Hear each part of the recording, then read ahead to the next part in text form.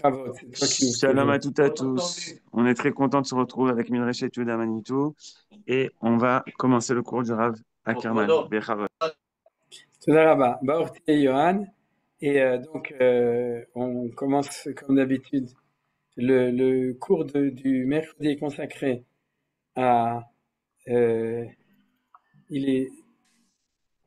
Slicha, je suis en train d'arranger le texte, c'est pour ça que je me suis arrêté de parler, mais il est consacré aux enseignements de Manitou, sur l'initiative d'ailleurs de Brigitte et Charles Coir, de passer. Alors, on avait commencé, pour ceux qui nous prennent en route, on avait commencé avec le thème du mal, selon Manitou, le mal dans le monde, tout simplement parce que comme on est en période de guerre, j'avais considéré que c'était pas une bonne idée, c'est-à-dire c'était pertinent d'approfondir, et on n'a pas terminé, donc Bezrat Hashem, on va continuer.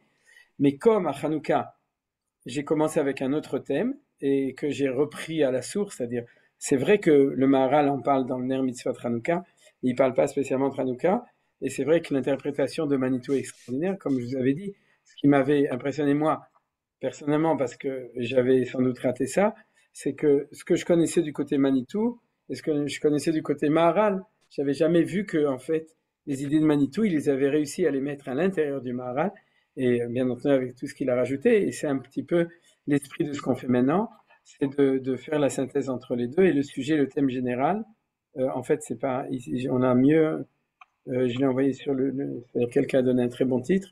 Le titre, c'est Israël et l'humanité selon le Maharal et Manitou. C'est un petit peu, je sais pas qui a donné ce titre. C'est celui que je vous ai envoyé et c'est un bon titre. Au début, je pensais que ce serait juste sur Hanouka avec les Grecs, mais en fait, on va avancer encore, à mon avis, pendant 2 cours sur ce thème-là. Et après, on viendra au thème de la Shelat Baolam, la question du rat dans le monde, et puis on verra après ce qu'on fera Bezrat Hashem après ça. Donc c'est uniquement pour se remémorer de ce qu'on fait aujourd'hui. On est dans le 3e cours du coup. On a fait 2 cours pendant Hanouka. Vous voyez, c'est encore marqué Hanouka ici. Et on fait un 3e cours après Hanouka qui est sur l'analyse de Manitou, en fait, de l'évolution des civilisations dans le monde et de la relation entre Israël et les civilisations et les nations dans la loi, on pourrait dire la loi qui organise ces choses-là et qui va parcourir toute l'histoire. On va commencer tout d'abord par les choses importantes. Nadine, je ne sais pas si elle est déjà sortie ou non, mais on va dire les Ilun Ishmat Moshe Maurice Ben Bechor Yehuda Shikar Zichrono Livracha. Et puis il y avait aussi qui c'était c'est Yitzhak, Nafan, qui sort de Shiva. Alors dis-nous par oral parce que j'ai pas noté.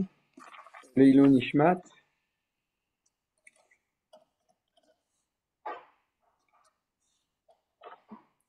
Vous pouvez ouvrir votre micro, Nafan.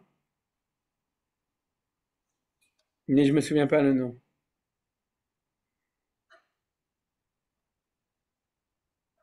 Non, on n'arrive pas à entendre. Travail. C'est qui? C'est le frère de Yitzhak. Il est sorti de Ah, Shiva. Yitzhak, attends, on va Moshe lever le ben micro, Yitzhak. Hafsa. Comment une Voilà. fois Moshe Moshe ben Hafsa. Ben Rav. Ok, c'est ça. Bah, Je rajoute rien parce que sinon ça me prendrait trop de temps.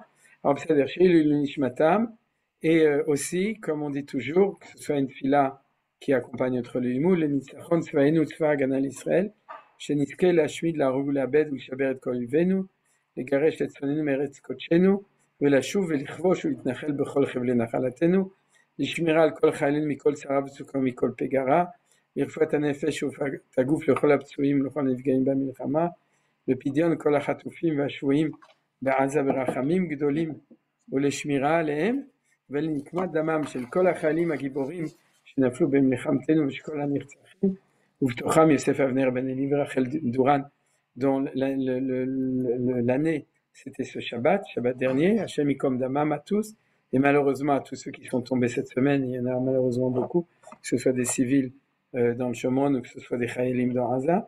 כי אתה אדוני ילך עמנו במלחמותינו, להושיענו ולהחיש גאולתנו, כמו שכתבת בתורתך, כי אדוני אלוהיכם ההולך עמכם, להילחם לכם עם אויביכם, להושיע אתכם, ונאמר, Amen.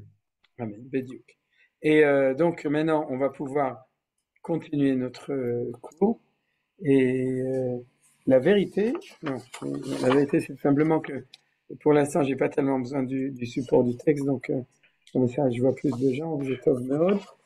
Je vais un petit peu rappeler et avancer. C'est-à-dire que ce qu'on a vu dans cette analyse de Manitou, de la relation entre, d'abord, de l'évolution des nations, de la relation entre Israël et les nations, ce qu'on a vu, c'est on a vu déjà deux périodes historiques essentielles.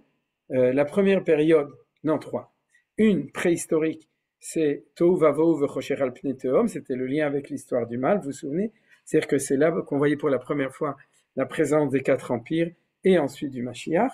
Ensuite, ce qu'on a vu, c'est l'analyse de Manitou qui n'est pas marquée dans le Maharal, que la civilisation qui est le prototype de la relation conflictuelle entre Israël et les nations dans le sens Israël en face des civilisations, c'est celle de Nimrod en face d'Abraham. Et ça, et qui est raconté dans la Torah, entre autres, par la tour de Babel. C'est-à-dire que dans la lecture de Manitou, l'histoire de la tour de Babel, c'est l'histoire de la confrontation entre un dictateur qui s'appelle Nimrod, qui se bat au nom d'une unité du monde sans Dieu, et un universel qui s'appelle Abraham, universaliste, Av Amon Goïm, le père de tous les peuples, et qui se bat contre lui au nom de l'universel lié avec Akadosh Baruch Hu. C'est ça l'analyse de Manitou, et l'analyse est tellement extraordinaire, puisque c'était fait il y a 2 semaines, dans le cours, puisque il nous présente dans la lecture de la Torah, bien entendu, avec tous les Midrashim,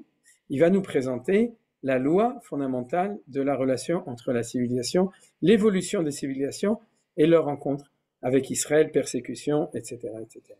Voilà, ça c'est le deuxième point. Et ce qu'on avait vu la semaine dernière, c'est que on avait vu le lien aussi avec on avait vu que c'est l'application de cette loi, puisqu'il y a ici une loi historique fondamentale, eh bien, l'application de cette loi historique à l'époque des Grecs. C'est-à-dire des Grecs, et donc c'est comme ça qu'on a fait le lien avec Hanouka. Donc maintenant, on a en gros passé 3 stations historiques anciennes, qui sont création du monde, Nimrod et Abraham, et ensuite Yavan et Israël, la Grèce et Israël à cette époque-là.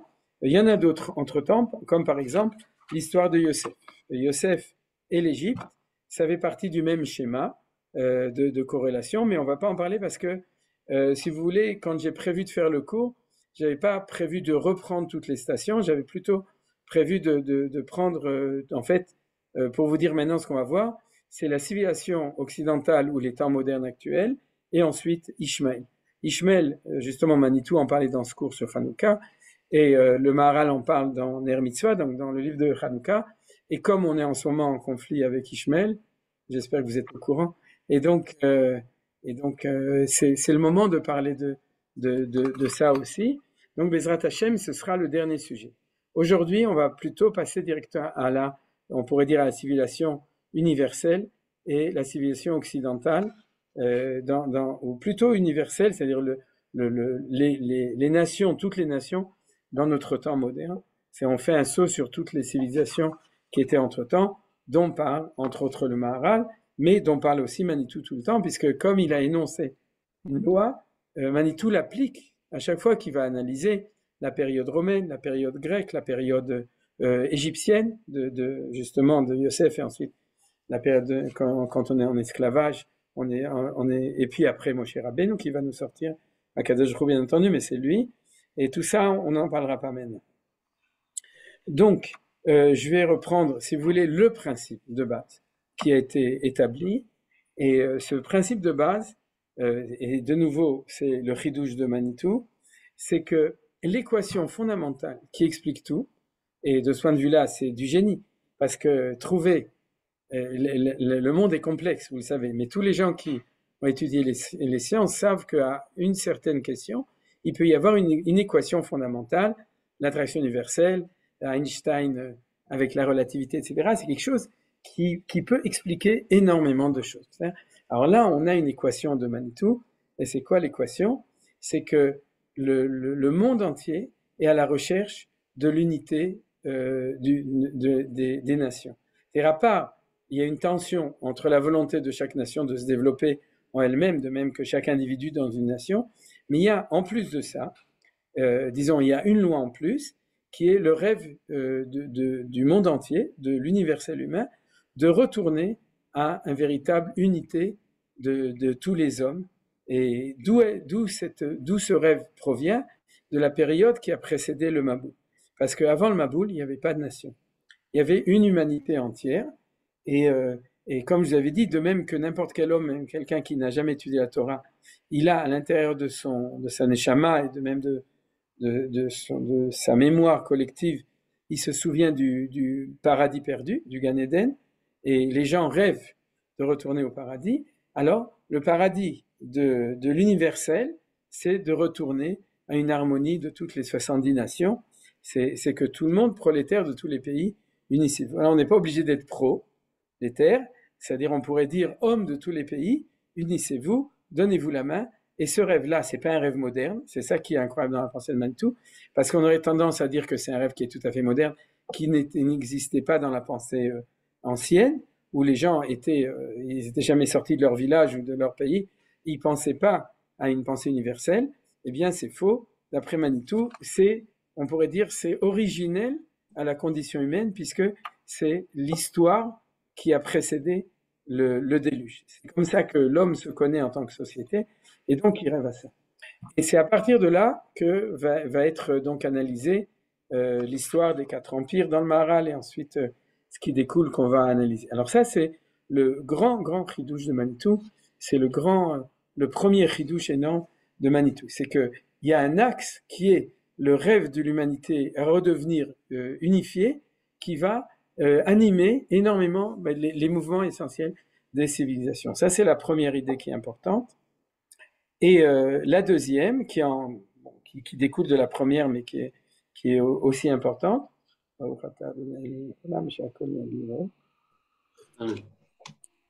c'est que cette possibilité est irréalisable a priori par les nations.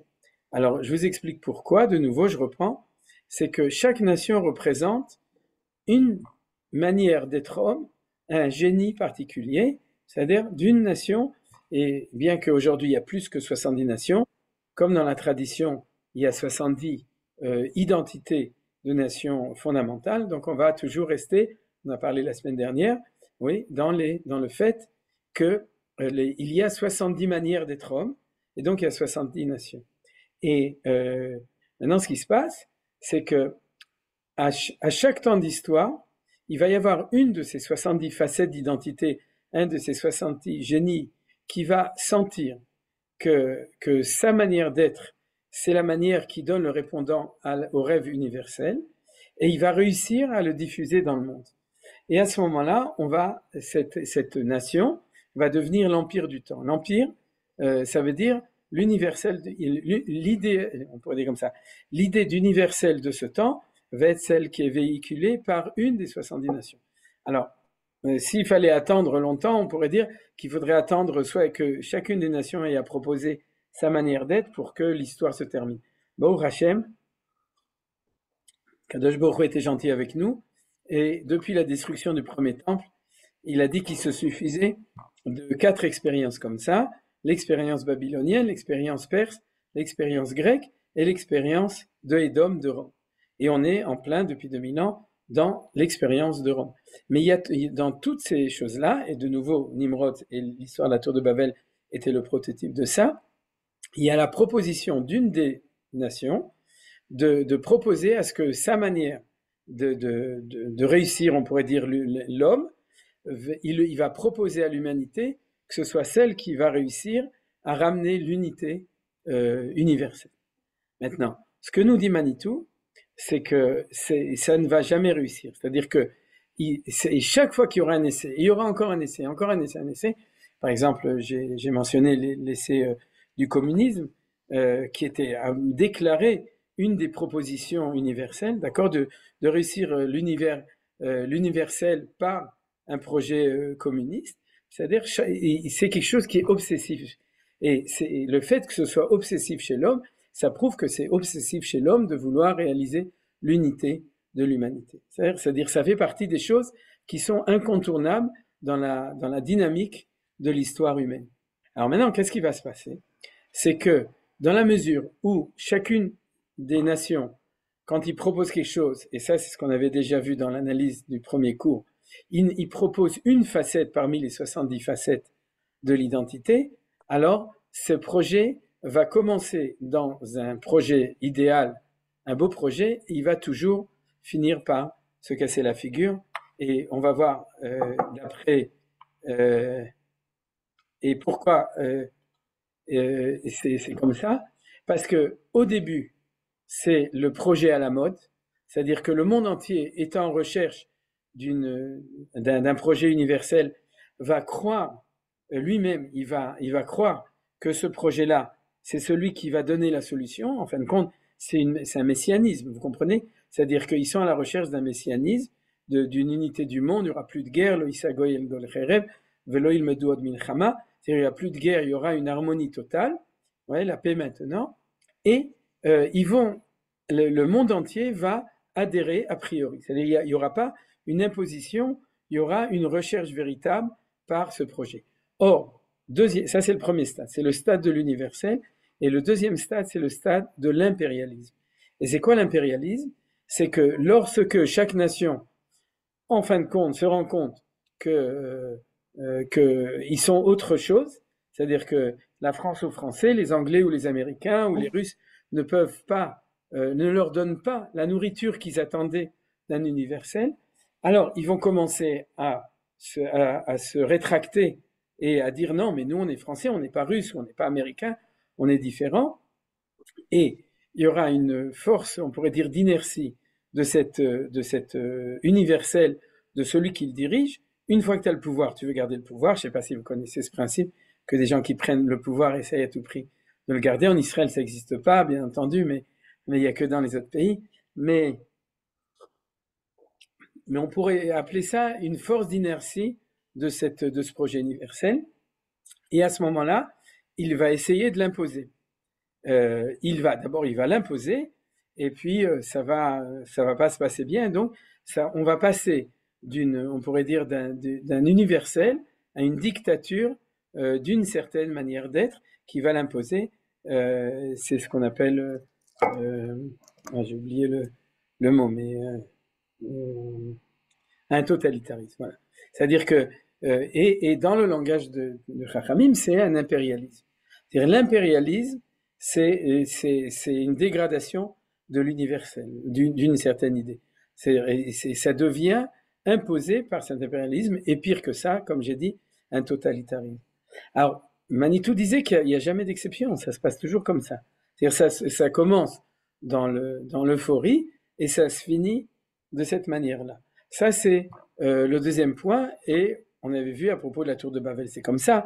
On a vu aussi à propos de la Grèce, etc. Et on a connu dans l'histoire énormément de nations d'idées, de grandes idées. Le communisme, c'est au niveau moderne, c'est l'exemple le plus frappant. D'accord, qui a commencé dans un rêve utopique et tous les Juifs sont tombés dans le panneau, en tout cas, en disant ça y est, au Valet Zion Goël, il y aura une Géoula par cela. Et puis un jour, on s'est réveillé, on s'est rendu compte que le communisme, qu'il soit chinois ou qu'il soit soviétique, c'était devenu le cauchemar d'un totalitarisme absolu. C'est-à-dire tout ça, c'est des choses qui sont connues et qui ont été aussi analysées.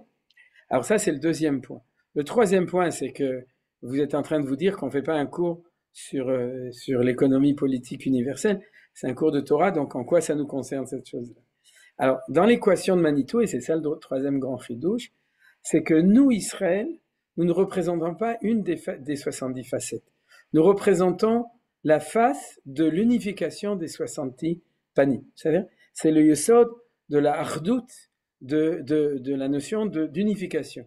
De même que Dieu, dans son principe de Echad, c'est l'unité de toutes les valeurs, de même Israël est différent de toutes les nations, c'est ce qu'on appelle Avraham Haïvri, il s'appelle Ivri pas parce qu'il vient de Hébreu, mais chez Kol HaOlam Be'ever Echad, vous Be'ever Hasheni. C'est-à-dire le monde est d'un côté, lui il est de l'autre côté, parce qu'ils ne jouent pas le même jeu. C'est-à-dire les autres jouent le jeu des 70 facettes, chacun sa facette, c'est-à-dire, Et nous, on joue le jeu de la valeur unificatrice de toutes les autres. Av Amon Goïm, c'est ce que Avram avait comme discussion avec Nimrod, et c'est ce que Israël va avoir avec toutes les autres nations. Alors, deux mouvements du coup. Le premier, c'est que lorsque l'universel va découvrir Israël, il va absolument vouloir intégrer Israël à son projet. Pourquoi?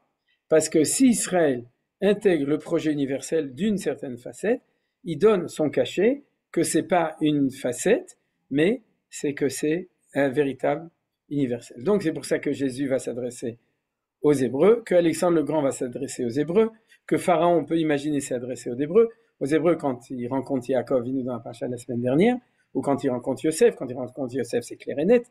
Oui, est-ce qu'il y a quelqu'un comme Yosef? Et que Mohamed va s'adresser aux Hébreux, et que Marx va s'adresser à lui-même, puisqu'il est lui-même juif. C'est-à-dire, sur le marxisme, c'est-à-dire que on va essayer de rallier Israël. Alors, il peut y avoir une situation temporaire où Israël se rallie. Par exemple, l'histoire des Hébreux en Égypte au début, l'idylle, et l'histoire des Mityavnim, c'est-à-dire des Juifs qui étaient hellénisés, et l'histoire de l'assimilation de notre temps. C'est-à-dire que quand en 1700, quand Napoléon a fait le grand Sanhédrin, il a demandé aux Juifs de s'allier et que tous les Juifs sont rentrés, et ont sauté dans la mare des canards français à deux pieds, en remerciant qu'on nous laissait s'intégrer à la nation française et devenir des Français de religion israélite, c'est-à-dire, eh bien, c'est qu'on a joué son jeu, et donc il y avait a priori une réussite idyllique, non pas du projet hébreu, du projet français, puisque grâce à ça, on donnait la garantie que ce projet avait peut-être une chance de devenir universel. Napoléon était un universaliste, c'est-à-dire qu'il a essayé de conquérir le monde. Il se battait pas pour la France, mais il se battait pour un projet universel français. Voilà, on a plein d'exemples de tout ça. Et en fin de compte, ce qui va se passer, c'est comme ça. C'est qu'à un moment ou à un autre, inévitablement, on va avoir des intégristes juifs. C'est quoi des intégristes? C'est des gens qui vont dire, mais je suis désolé, la France c'est très beau, la Grèce c'est très beau, etc. Il n'y a pas de problème, mais ce que je propose, c'est pas ce que Avraham Avinu propose, c'est pas ce que la Torah propose, c'est pas l'unité des valeurs que Akadosh Baruch Hu nous a donné. Elle se trouve dans la Torah, elle se trouve pas dans cette civilisation. Et à ce moment-là, frustration de cette civilisation qui sent qu'on n'a pas donné cette garantie, et stade suivant, persécution, et si possible, élimination. C'est-à-dire que c'est la raison pour laquelle, quand on étudie la question des sources de l'antisémitisme, et c'est ça le point essentiel, il y a un antisémitisme égyptien, il y a un antisémitisme philistin envers Avraham et Yitzhak, c'est la Torah le raconte, il y a un antisémitisme grec, il y a un antisémitisme perse, c'est celui de Haman, il y a un antisémitisme babylonien, il est connu aussi, et un d'Ésaü, et un aussi bien entendu de Ishmaël, des Arabes, et chaque antisémitisme est en fin de compte lié avec cette équation-là. C'est-à-dire pourquoi est-ce que vous êtes le seul village qui est irréductible à l'Empire romain, et que pourquoi est-ce que vous utilisez votre potion magique, la Torah Akdosha, pour vous battre contre nous en mettant des astérix sur tous nos textes. Donc c'est ça qui est l'origine de la persécution. Donc pour résumer les choses, il y a trois chidushim de Manitou. Premier chidush, c'est que toutes les dynamiques de l'histoire sont liées au rêve de l'universel. Deuxièmement, que il ne peut pas être réalisé par aucune nation, puisque chaque nation est partielle, elle tient une parcelle d'un 70e, donc ça va toujours finir en dictature. Et troisième stade, c'est que ceux qui vont finir par trinquer le plus de tous, c'est Israël, parce que nous sommes les seuls à être les garants de l'universel humain dans le projet du monde. Vous comprenez? On est les seuls à connaître la clé de ce que ça s'appelle que Ata Echad, Veshimecha Echad, ou Mi Ka'amcha Israël Goy Echad Ba'aretz, ou Mi que Olam Kulo Echad, c'est-à-dire que le monde, c'est pas marqué dans la prière, mais qu'il puisse y avoir une Achdout Hainoshut, une unité générale de l'universel. Alors, pour reprendre aussi un point qu'on a vu la semaine dernière, c'est que j'avais fait remarquer, il y avait des questions, et j'ai promis que du coup ce serait mieux compris. C'est ça qui se trouve dans le fait, aux deuxième lecture, le fait que quand la Torah a été traduite par les Grecs, ils l'ont traduit avec 70 sages. Ils l'ont traduit que en grec, mais ça s'appelle la traduction des Septante, Targum Hashivim, parce que derrière la Grèce, il y a le rêve de réussir la hardout, l'unification des 70 facettes, et ils sont pas les premiers, ils sont pas les derniers, mais ils ont une force plus que les autres, qu'a analysé Manitou, en un mot que j'avais dit la semaine dernière, c'est qu'ils sont les porteurs d'un langage universel, qui est le langage de la science. Et Manitou disait, la base de ce langage, c'est les mathématiques. C'est-à-dire qu'ils ont en eux quelque chose d'universel plus que toutes les autres civilisations, et donc ils ont plus de force d'opposition avec Israël, et de volonté aussi de s'intégrer. Et donc c'est pour ça que j'avais dit en chidouche en plus, que c'est pas par hasard que la traduction en grec s'appelle la traduction des 70, c'est-à-dire des 70, parce que c'est une traduction qui veut faire croire qu'elle a réussi à intégrer la Torah dans les 60 facettes possibles, les Shivim Panim, la Torah que vous connaissez, mais d'Afka quand elle est traduite en grec. Voilà, ça c'est, on est revenu à ce qu'on avait vu jusqu'à maintenant. Et si vous avez des questions, on peut, sinon on continue. Moi, je veux bien, si je ne suis pas interrompu, parce que j'ai des problèmes de connexion. Est-ce que ce que tu nous dis là, est-ce que ça peut avoir un rapport avec, tu sais, ce qui est bien connu, je ne sais pas si ça vient de la Guémara ou du Midrash ou quoi, selon laquelle toutes les nations ont un sar, un prince qui les représente. Oui, bien sûr. Bien sûr. Sauf Israël qui, lui, n'a pas de ça, il est lié à Kadosh Baruch Hu. C'est la vocation, c'est. Voilà, est-ce que. C'est exactement ça. C'est pour ça que Manitou répétait toujours qu'on n'a pas de sar. C'est-à-dire, il le disait. Il disait, si déjà tu as un sar, c'est Michael, qui veut dire qui est-ce qui est comme Dieu, donc il n'y a pas. On n'a pas de ça. Ouais. C'est-à-dire, par exemple, les Allemands et les Français se sont battus pour savoir à qui appartient la sar. C'est-à-dire, mais ça racole. Ouais. Non, blague à part, le sar, c'est le projet. C'est-à-dire que si, par exemple, Yavan devient l'empire du temps, c'est que le sar de Yavan, dans le ciel, c'est lui qui dirige le parlement des 70 anges dans le ciel. C'est-à-dire, c'est des choses qui sont connues. C'est-à-dire, et Michel Sar Israël, il n'y a pas, parce que nous, notre sar, c'est Shem Havaya, c'est Yud Kevavke, c'est l'unité. Toda Rabba Mark, c'est Mamash Nachon Legamre, ce que tu as dit là. Alors, on va essayer d'analyser un petit peu la période moderne, et comme je vous ai dit, je ne suis pas dans le côté musulman. Le côté musulman, c'est un chidouche bifnei atzmo de notre temps, mais je parle du côté, on pourrait dire, plutôt de l'Occident, mais qui va devenir aussi un côté universel.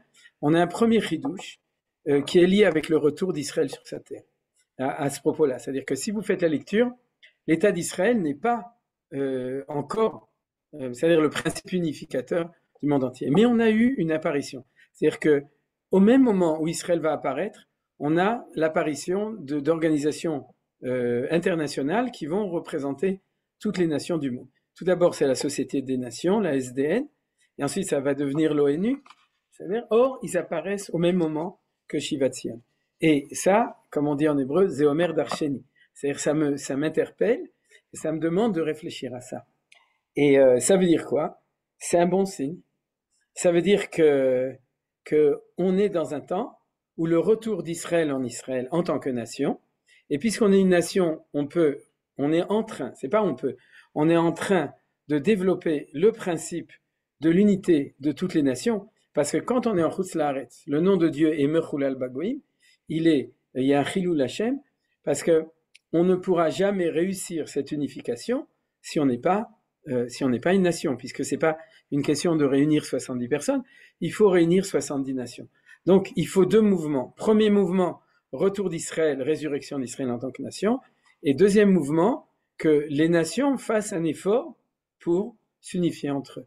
Or, c'est la première fois dans l'histoire universelle que de manière réelle, toutes les nations du monde sont assises ensemble, tout d'abord dans la Société des Nations et ensuite à l'ONU.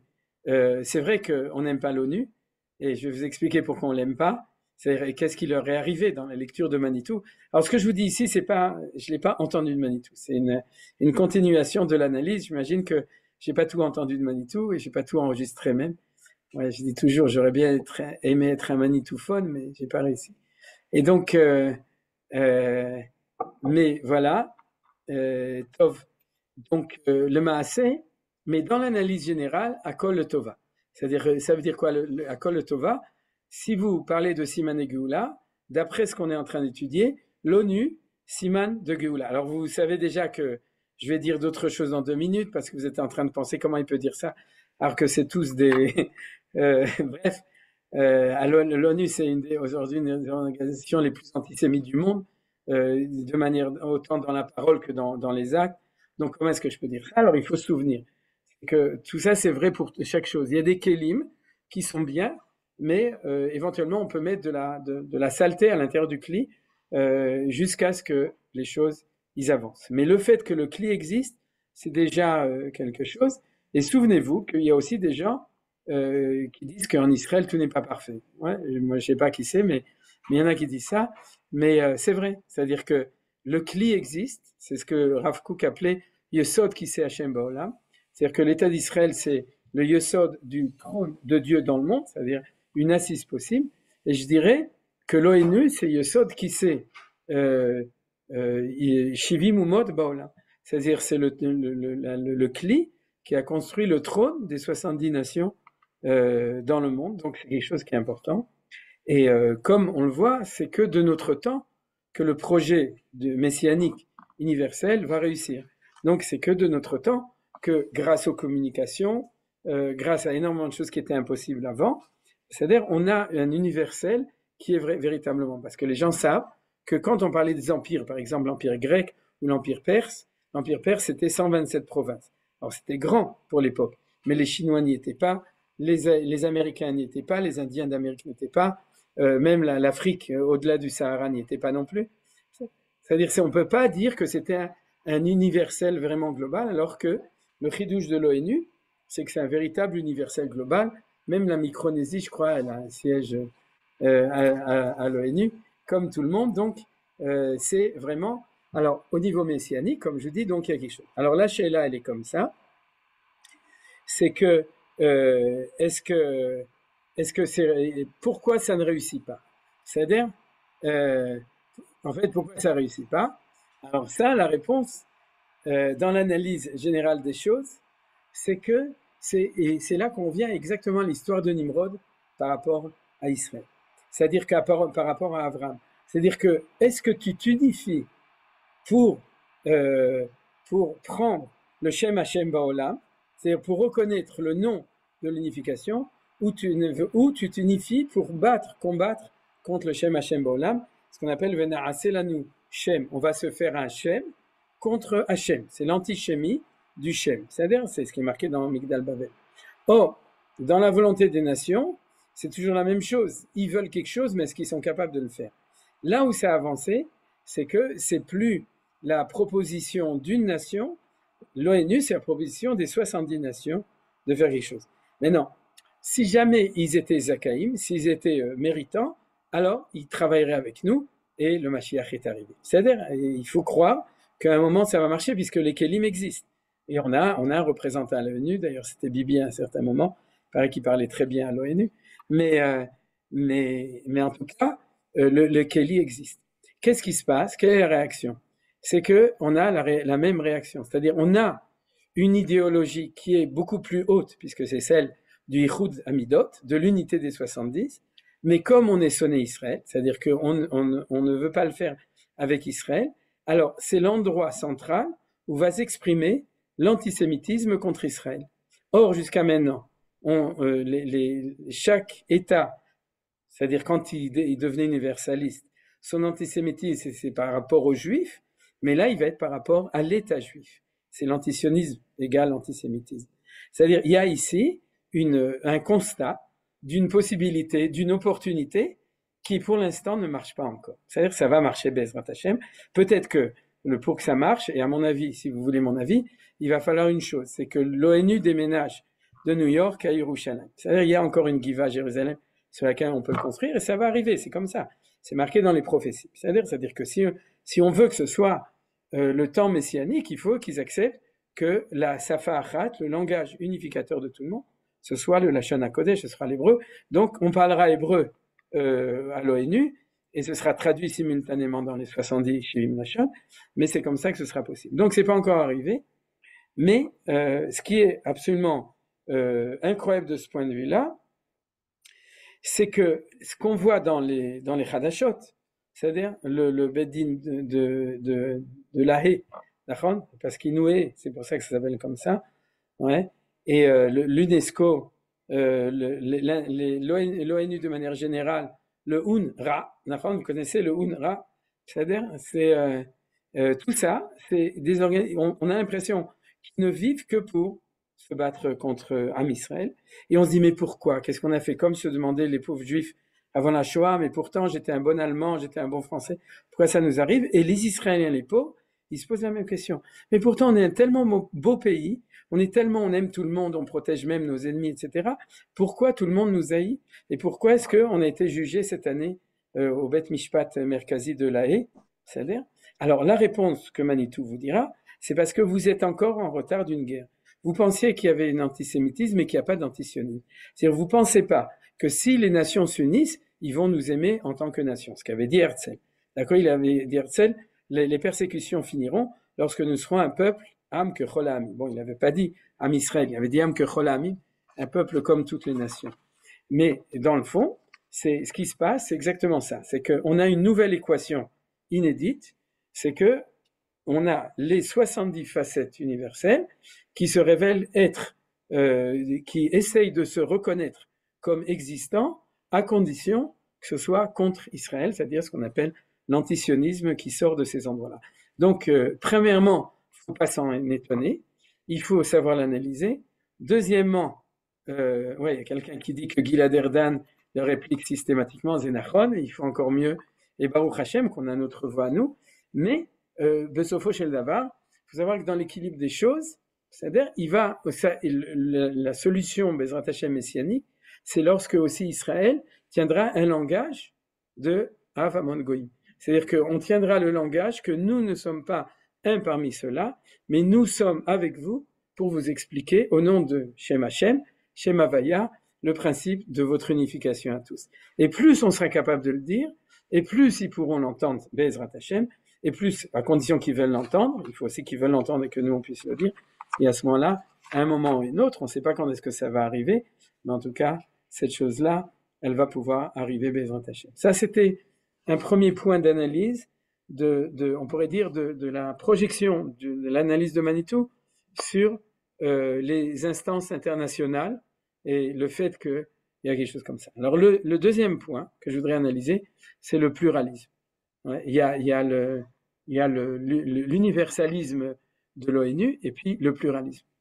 Le pluralisme, vous savez que depuis, après la Deuxième Guerre mondiale, en gros, ça a pris du temps, il a fallu attendre la nouvelle génération, mai 68, etc.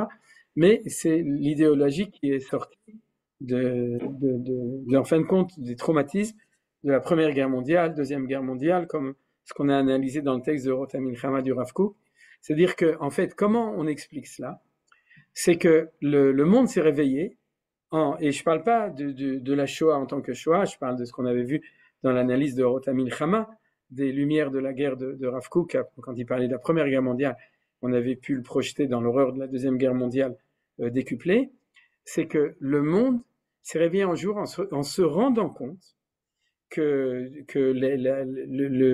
la volonté d'imposer ou de développer une idée universelle à partir d'une seule nation amène à un totalitarisme qui s'appelle le fascisme, le stalinisme, le pétainisme et tous les marchemots que vous voudrez dans le monde, avec les millions de personnes qui ont été assassinées au nom de ces grands ismes de ce moment-là. Alors, ça c'est une analyse de Manitou aussi dans son texte sur la Shoah, c'est que le monde occidental vit dans l'horreur, dans le cauchemar de ce qu'ils ont fait. Alors c'est vrai qu'il y en a qui aiment bien ça. Par exemple, celui qui est mort hier, Avan et Trakmalo, Pen Sonenu, c'est l'Open. C'est-à-dire, je ne sais pas ce qu'il faut dire sur lui, Shemri Shaim Irkav ou Macho Kazé. Mais en tout cas, Shemri Shaim Irkav, c'est un peu comme Imar Shemo. Et donc, c'est ceux qui rêvent encore de ça, mais on peut dire que le monde occidental, pas oriental, le monde occidental vit depuis 1945 dans la hantise, le cauchemar de ne pas reproduire ce modèle. Alors, dans l'analyse de Manitou, ça veut dire quoi? Ça veut dire que le monde ne veut plus proposer une idée d'une nation comme idée universelle parce qu'il se rend compte de l'échec qui s'appelait Nimrod, c'est-à-dire de l'échec du totalitarisme ou de Paro, c'est-à-dire que c'est pas comme ça qu'on va arriver à l'universalisme. Alors, comme d'habitude, quand on a peur d'une extrême, qui s'appelle l'extrême droite, alors on passe à l'extrême gauche. Et c'est quoi l'extrême gauche de l'autre côté? Kitsoniut mevi kitsoniut, c'est le pluralisme. Le pluralisme, c'est une idée qu'il n'y a plus une vérité, mais qu'il y a autant de vérités qu'il y a de personnes. Ça veut dire, si on traduit au niveau des nations, c'est que il y a 70 vérités, et ils ont raison de ce point de vue-là. Parce que s'il y a 70 sarim, et s'il y a shivim panim la Torah, alors il y a 70 vérités possibles. Et pour pouvoir réussir, il faut laisser à chacun le droit d'exprimer sa propre vérité. C'est ce qu'on appelle le pluralisme. Alors, c'est pas seulement les nations, c'est chaque individu. Ouais, c'est ce qu'on appelle le principe du narratif au niveau de la psychologie, de la philosophie, etc. C'est que le principe du narratif, c'est qu'il n'y a pas aucune vérité. Chacun a, au niveau subjectif, il a son narratif. Et un narratif chez l'eau, il raconte l'histoire telle qu'il a vécue, et c'est comme ça qu'il a vécu. Et qui pourra lui dire s'il a raison, il a tort, il n'a pas raison, il n'a pas tort. C'est ce qu'on appelle aussi le slogan en Israël, Ish be'emunato yichye, c'est-à-dire chaque homme doit vivre avec sa croyance. Et dans la Torah, dans le Tanakh, il y a marqué Tzadik be'emunato yichye, il n'y a pas marqué Ish be'emunato yichye, mais c'est le principe général du pluralisme. Alors, quand on repose la question, est-ce que c'est un progrès ou c'est pas un progrès? C'est un progrès et non. C'est-à-dire, en soi-même, c'est un progrès énorme. Manitou, quand on lui avait fait ses 70 ans, il a dit qu'il était pluraliste. Donc, mais il faut comprendre ce qu'il voulait dire. Mais en tout cas, dans le principe, c'est un progrès puisque il y a une conscience que aucune, ouais, c'est ce qu'on appelle le postmodernisme, tout à fait d'accord, mais on a conscience qu'aucune des 70 facettes ne pourra amener la vérité. C'est la préparation au fait de reconnaître la face globale de Israël. Donc c'est un premier stade qui comporte. Alors c'est comme l'ONU, c'est-à-dire c'est comme dans l'ONU où il y a un yesod, il y a un fondement qui est positif là-dedans, mais la shaila c'est où est-ce qu'on avance avec tout ça. Alors en fin de compte, on va très bien comprendre d'après l'analyse qu'on a fait maintenant comment ça doit se passer. Alors il y a deux conditions en fin de compte pour que ça puisse réussir. Et pour l'instant, on est très loin de là. La première condition, c'est que même, écoutez-moi bien, même le pluralisme peut devenir un totalitarisme. C'est-à-dire que si ça devient une idéologie absolue, c'est-à-dire ce qu'on disait, il est interdit d'interdire, vous vous souvenez, c'est-à-dire qu'on n'a pas le droit de faire autre chose, alors ça devient une idéologie qui devient totalitaire. Un des exemples les plus frappants de ça, c'est on n'a pas le droit d'interdire tous les phénomènes vous savez, d'homosexualité, tous les trucs de la Hatabim, c'est l'idée de la liberté de chacun, c'est une idée. Je ne parle pas au niveau du bien ou du mal qu'il y a dedans, parce que de même qu'un homme est libre de faire Shabbat ou pas faire Shabbat, il est libre aussi de faire sa vie dans le bien ou dans le mal. Ça, en soi-même, il y a quelque chose qui est vrai. Mais on se rend bien compte qu'aujourd'hui, on est dans une civilisation où il y a une dictature du pluralisme dans plein de choses. Alors, ça veut dire quoi? Ça veut dire que cette civilisation est déjà passé au stade B. C'est-à-dire il n'est plus dans l'universalisme du pluralisme, il est dans le totalitarisme du pluralisme, et donc là, ça ne va pas bien se passer. Ça, c'est la première chose, c'est la première condition sine qua non, c'est de ne pas le transformer en idéologie absolue. C'est-à-dire, ça, c'est la première chose. Et la deuxième chose, et qui est la plus importante, c'est d'être capable de comprendre qu'au-delà de la vérité partielle de chaque individu, de chaque nation, il y a une vérité universelle qui est celle de la Torah d'Israël et de Ham Israël. Et ça, ils n'en sont pas encore arrivés là. C'est-à-dire que ça va arriver, je ne suis pas prophète, mais ça va arriver à un moment. C'est-à-dire qu'il va y avoir un vide énorme du sentiment que le pluralisme ne donne pas la réponse, parce qu'il manque d'une vérité, il n'y a plus de vérité. À Emet Neheder, il n'y a plus aucune vérité, et puis ça amène aussi à la perte de la communauté, c'est-à-dire les gens sont seuls, ils sont et puisqu'il y a plus de, chacun a sa vérité, alors chacun est seul en lui-même, donc il y a des doutes, il y a une solitude dans le monde occidental qui est suite à ça. Ensuite, il y a une perte de valeur, puisqu'il n'y a plus aucune valeur. Il y a aussi l'impossibilité de se battre pour un pays ou pour une nation, puisque si chacun est vrai, alors il y a Médecins sans frontières, mais il n'y a plus de frontières. Et donc, du coup, les pays qui sont pluralistes vont perdre devant les pays qui sont dictatoriales, qui eux sont jeunes et énergiques. Donc, il y a énormément de dangers du pluralisme qui vont amener à une crise du pluralisme. Et si tout va bien, mais ça on n'en sait rien, puisqu'on n'est pas prophète, c'est-à-dire, si tout va bien, et cette crise va amener à dire, on ne s'est pas trompé, chaque facette détient une parcelle de vérité, mais le émet, c'est le Yichud Amidot, c'est l'unité de toutes les parcelles, et c'est donc la Hakara du fait que c'est Israël qui peut aider et donner. Et tant que les nations ne seront pas à la recherche de ça, ils vont pas le chercher, ils vont pas le trouver, chez nous en tout cas. Maintenant, il y a un point qui est encore plus important dedans, c'est le problème des Juifs qui tombent dans le panneau. C'est-à-dire, ils sont tombés dans le panneau en Égypte, c'était Yosef. Ils sont tombés dans le panneau avec Alexandre, c'était les Mithyavnim. Ils sont tombés dans le panneau avec les communistes, c'était le fait que presque tous les communistes à Paris, ils s'appelaient Abramovitch ou Israelovitch. C'est-à-dire, il fallait être juif pour être un bon communiste. Et les Juifs, ils tombent dans le même panneau. Aux États-Unis, c'est ce qu'on appelle le wokisme, etc. C'est le fait d'embrasser toujours l'idéologie qui n'est pas la tienne.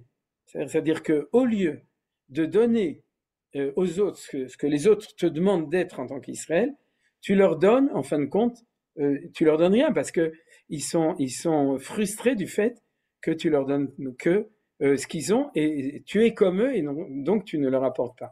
Ça, c'est l'image que disait Manitou toujours à propos de Yosef et de la femme de Poutifar. C'est-à-dire que il y avait, elle voulait que Yosef lui amène le Shoresh d'Israël, et en fin de compte, il jouait à être un Égyptien, donc en fait, il était habillé comme un Égyptien, et il s'est enfui quand il s'est rendu compte qu'il était Israël, qu'il a vu le Dmut Yukno, il a vu l'effigie de son père, et qu'est-ce qu'il lui a laissé dans les mains?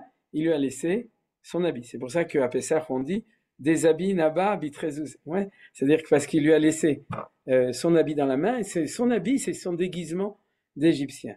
Et le jour où le goy qui attend que le juif lui amène le génie juif, c'est-à-dire il se rend compte qu'il lui donne qu'un habit d'Égyptien ou de Français à la place de ça, il lui fait croire que c'est ça le judaïsme. BHL, vous connaissez Bernard-Henri Lévy, c'est vrai qu'il a fait un peu de chouva, mais je veux dire que au nom du judaïsme, il diffuse des idées européennes, des idées françaises, etc. Alors, il y a une frustration du fait qu'en fin de compte, tu nous as donné uniquement ton habit, mais ton judaïsme authentique, tu l'as laissé en dehors, il participait pas à ça. Alors là, c'est aussi un des grands appels au niveau du peuple juif. Ne tombez pas dans le panneau d'être vous-même pluraliste. Au nom du pluralisme, Israël est une nation comme toutes les nations. On n'a pas plus de vérité, donc les Palestiniens ont leur vérité, et les autres religions ont leur vérité, et chacun a sa vérité. Vous comprenez tout ça? Ces prises de position en Israël, si elles sont prises, elles empêchent Israël de donner la réponse aux nations de ce que les nations attendent de nous. Et ça, c'est très très grave. Et c'est pour ça qu'on fait ces shiurim. Et c'est pour ça que Manitou a dit tout ce qu'il a dit. Pour nous, non, c'est vrai. C'est-à-dire que c'est un appel à comprendre que on a un rôle à remplir dans le monde et qu'à Sourlanou, on n'a pas le droit de renoncer à notre rôle. Alors, à chaque civilisation, à chaque temps, c'est le contre-courant. Et de notre temps, une des choses essentielles, c'est ce que j'ai dit, c'est non pas d'être anti-pluraliste, mais ne pas entrer dans le panneau de nous être la nation ou la religion ou le mode de pensée ou l'idéologie qui va expliquer à chaque niveau comment est-ce qu'on réalise l'unité de toutes les valeurs possibles qui sont proposées par chaque personne et chaque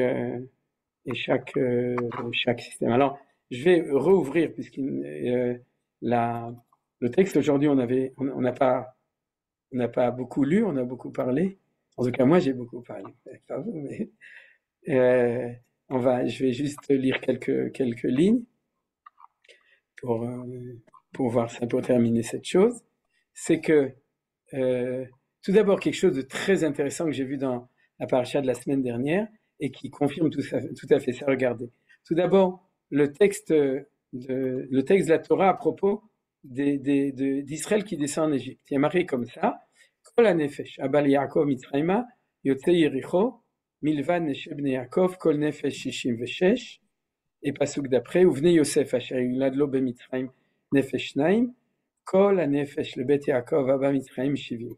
C'est-à-dire que si on est descendu 70 en Égypte, et der Hagav, en fait c'était 69, il y a tout un calcul compliqué, tous les commentaires demandent comment tu es arrivé à 70. Réponse, tu ne pouvais pas ne pas arriver à 70. Donc, quelle que soit la manière de le compter, c'est sûr que tout d'abord, on sait qu'il y en a 70, ensuite, on se débrouillera pour compter avec le kollel, avec le machin, le bidon, etc. Mais en tout cas, on est 70. Pourquoi? Parce qu'on ne peut réussir le projet d'unité du monde entier si on n'a pas, chez nous, dans la fondation de notre peuple, 70 âmes qui font le peuple juif. Et c'est ce qui a marqué ici, Kol hanefesh Abba Mitzrayma, Shivim Nefesh. D'ailleurs, c'est repris, comme vous savez, au début du livre de Shema. Or, il y a quelque chose d'intéressant, c'est qu'il y a marqué Han Nefesh, Nefesh, Hanefesh, et c'est au singulier. Alors, c'est très singulier, regardez ce que dit Rachid dessus. Il dit comme ça, j'ai trouvé ceci dans Vaikra Rabbah. Lorsque Esav a quitté Kenaan, sa famille ne comptait que 6 personnes, lui-même et ses 5 fils, que le texte appelle les Nefashot de sa maison, Nefashot Beito, et alors, il remarque qu'ici il y a marqué Nefesh, alors que chez Ésaü, il y a marqué Nefashot au pluriel.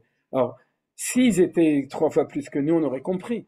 Mais en fait, ils étaient que 6 et nous, on est 70. Et nous, c'est au singulier et eux, c'est au pluriel. Donc pourquoi? Alors, il dit comme ça, le Midrash, ils adoraient en effet des divinités multiples. La famille de Yaakov, en revanche, en comptait 70, et la Torah les appelle personne nefesh au singulier, littéralement l'âme, parce qu'elle n'adorait qu'un seul Dieu. Donc vous avez compris comment on le lit au deuxième niveau. Il ne faut pas parler de divinités multiples, il faut parler d'idéologie multiple. C'est-à-dire que le père de la pluralité, c'est Ésaü.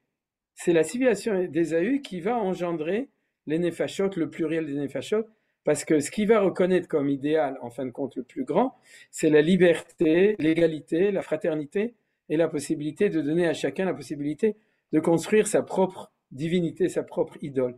D'ailleurs, Manitou, il le disait. Il disait le pluralisme, c'est l'idolâtrie moderne.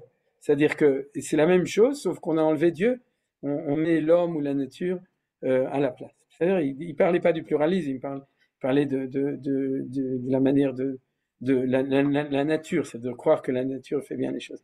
Mais on peut l'adapter aussi là-dessus. Donc, c'est quand même incroyable le Midrash qui dit ça. Et du coup, qu'est-ce qu'on se rend compte? Que le jour où en Israël on parle des 70, à l'intérieur de nous, alors ça devient Nefesh. Pourquoi? Parce qu'on détient le secret de l'unification des 70 et pour réussir à ce qu'on soit un seul Nefesh. Vous voyez, donc ça c'est une allusion très jolie à l'intérieur de la Torah. Et à la fin, on va terminer par le fait que comment est-ce qu'on va réussir à le faire? Parce qu'on n'est pas parti en exil en Égypte, on n'est pas parti en exil en Babylone ou en Perse, on a été dispersés aux 4 coins de la terre. Et le kibbutz galouyot de Israël, c'est de ramener par l'intermédiaire de chacune des juifs de chacune des pays où on était, de ramener les 70 facettes universelles à l'intérieur des 70 facettes de la Torah, du Sanhédrin et des enfants de Yaakov Avinu. C'est-à-dire que quand on revient à la fin de la dernière galoute, on ramène en Israël des juifs russes, des juifs hindous, des juifs yéménites, même des juifs micronésiques. C'est-à-dire qu'il y a en Eretz Israël le rassemblement des 70 manières d'être homme qui se trouvent à l'intérieur du peuple juif. Et donc c'est grâce à ça qu'on va pouvoir réussir le projet d'unification des nations à la fin des temps. Alors c'est ce qui a marqué ici dans Yechezkiel, chapitre 36, la medvav lachen emor le bet Israël. Koamar Adonai Elohim lo lema'anchem ani oseh bet Israël. Kim leshem kochi asher chilaltem bagoyim asher batem sham. Le nom de Dieu était profané parce qu'il n'y avait pas Yichud. Et pas unification, puisqu'on était explosé dans les 70 nations du monde, et donc on ne pouvait pas représenter l'unité. Quand on était en France, c'était un judaïsme de Klipat Sorfat. Quand on était chez les Raméens, c'était un judaïsme de Klipat Aram, c'est l'histoire de Avram, etc., etc. Et donc le nom de Dieu était éclaté, donc il y avait un Chilul Hashem.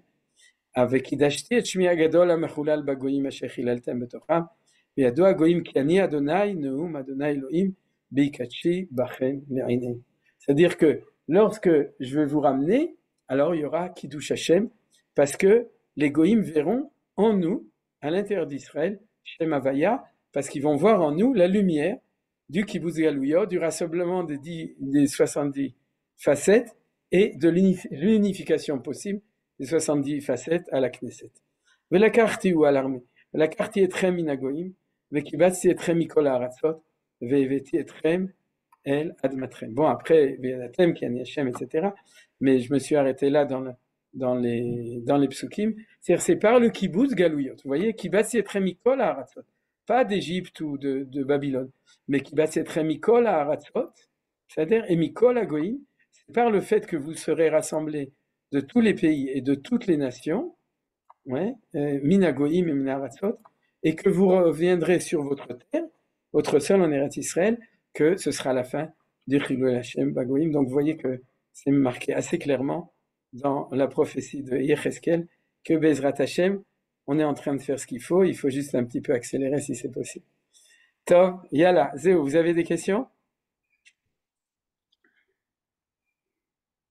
Mon frère Efrat, je vais te le dire depuis le début. Quel rapport entre le fait qu'il y ait 70 facettes d'Israël et les 12 tribus? C'est que, si tu veux, dans le développement des mathématiques, des différentes facettes, tu as différentes stations. La première, c'est 3, c'est-à-dire que quand tu as droite, gauche, milieu, c'est l'harmonie du contraire, c'est l'unité. La notion de Echad, le premier Echad, c'est 3. Tu comprends ce que je veux dire, hein? C'est pas 1. 1, c'est l'unicité. 2, c'est la dualité, c'est Sakana. Et 3, c'est le premier Yichud. Shem Yichud, Kutcha Brichu, Shrinte, Chesed Ugvora et tout. Ensuite, tu as un deuxième, c'est le 5. Ça, c'est celui des Tunisiens, Hamsa, parce que c'est les 4 directions cardinales et le point central. Ensuite, tu as un troisième, c'est le 7. C'est les 6 directions, les séjours et le point central. C'est aussi un Yichud. Et ensuite, tu as le 10. Et ensuite, tu as le 12. C'est-à-dire le 12, on dit que par exemple dans un cube, tu as 12 arêtes. Arrête-moi si je me suis pas bien expliqué. Ouais. Tu prends les arêtes du cube, tu en as 12. C'est-à-dire, et le mot Echad, c'est 12 plus 1, hein, vous vous souvenez, c'est-à-dire Sret et Dalet, c'est 12, parce qu'en fait, la vraie unité, c'est pas 12 tribus, c'est 13 tribus, ça c'est le thème de Manitou. Sur la paracha de cette semaine, à propos d'Ephraim et Menaché, c'est-à-dire la subdivision d'Ephraim et Menaché, c'est pour réussir le projet de la 13e tribu, bon, avec toutes les explications magnifiques de Manitou, mais ça veut dire qu'une des stations à un certain niveau, c'est-à-dire à un niveau beaucoup plus concentré, c'est les 12 tribus. C'est-à-dire Yachat Shivte Israël. Maintenant, dans les 12 tribus, tu as 70 pères d'origine qui sont marqués là, c'est-à-dire, d'ailleurs, il y a les deux. Shtem Esrei dans la paracha de la semaine dernière et celle de cette semaine, on parle des 12 tribus et on parle des 70 on pourrait dire membres d'origine de la famille d'Israël.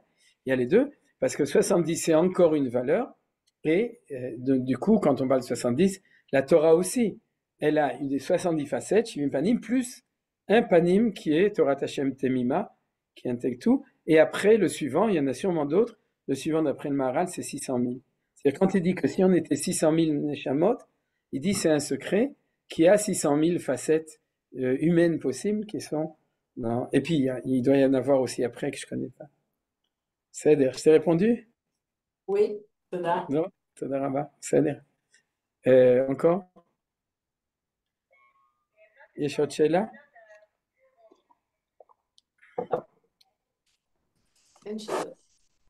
אין שאלות.